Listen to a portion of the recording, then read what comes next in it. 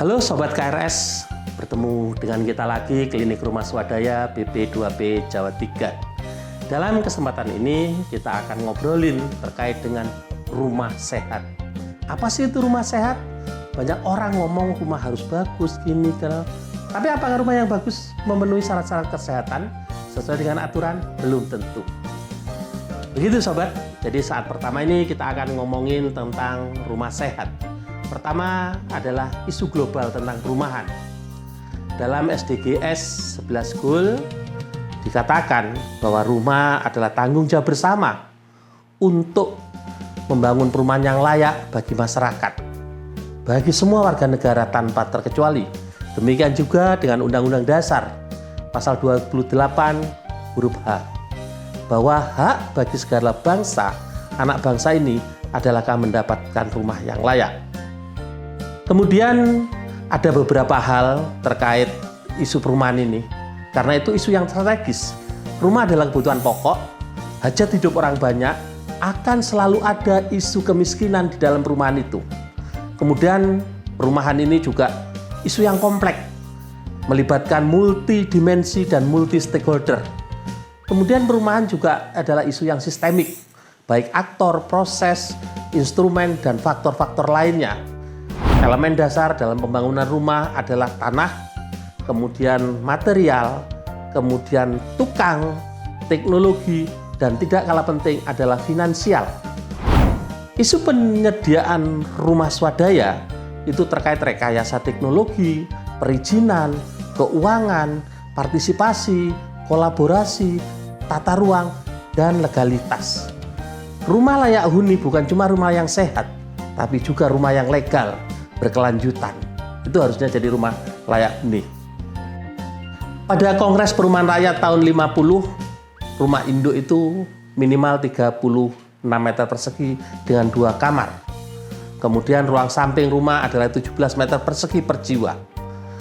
Penghawaan 10% dari luas lantai. Dan isu itu dari tahun ke tahun sampai sekarang tetap sama.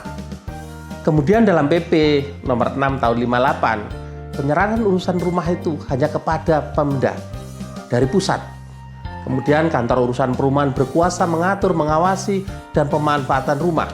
Sampai pada tahun 62, pemerintah sudah menyerah. Sehingga pemerintah mengundang semua stakeholder, memerlukan bantuan untuk memenuhi perumahan ini dari sektor-sektor lain. Itu bila kita menengok sejarah tentang rumah dan perumahan yang ada di negara kita. Kebutuhan akan rumah bagi warga negara adalah kebutuhan pokok. Rumah juga mempunyai peran yang sangat strategis dalam pembentukan watak serta kepribadian bagi bangsa kita. Karena dalam satu rumah, disitulah muncul anak-anak bangsa, muncul tunas-tunas bangsa yang tentunya itu juga akan menjadi warga negara yang akan selalu ada di negara ini. Kemudian peran pemerintah pusat, peran pemerintah daerah ini harus terbagi dengan baik sesuai dengan peraturan dan perundang-undangan. Seberapa penting rumah layak huni? Itu jadi banyak pertanyaan dari sobat-sobat Klinik Rumah Swadaya. Pertama, rumah itu adalah hak dasar bagi setiap warga negara Indonesia. Dikutip dalam Undang-Undang Nomor 1 Tahun 2011 tentang rumah dan kawasan pemukiman sebagai berikut.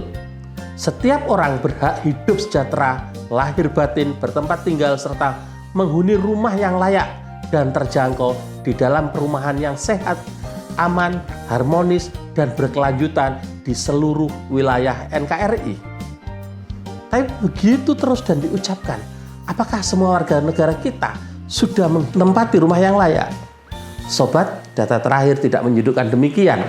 Kurang lebih negara kita kekurangan 13 juta backlog perumahan. Dan ada 29 juta rumah yang tidak layak huni. Ini yang menjadi tanggung jawab bersama. Tanggung jawab kementerian, tanggung jawab Direktorat Jenderal Perumahan, dan tanggung jawab kita dalam Balai Pelaksanaan Perumahan Jawa 3. Kemudian rumah layak huni itu seperti apa? Di dalam pemikiran-pemikiran kita, rumah layak huni itu harus memenuhi 3 aspek. Pertama, aman. baik itu lokasi, kemudian legalitas, kualitas konstruksi, itu harus aman.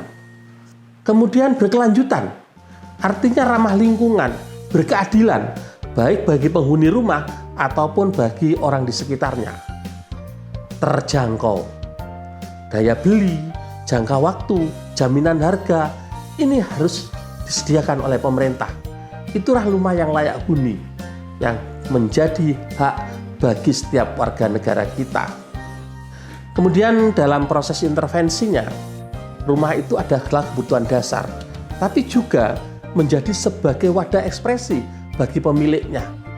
Ada beberapa hal, baik dalam proses, pelaksanaan, dan hasilnya, dari perancangan, pembangunan, penghunian, dan pasca huninya.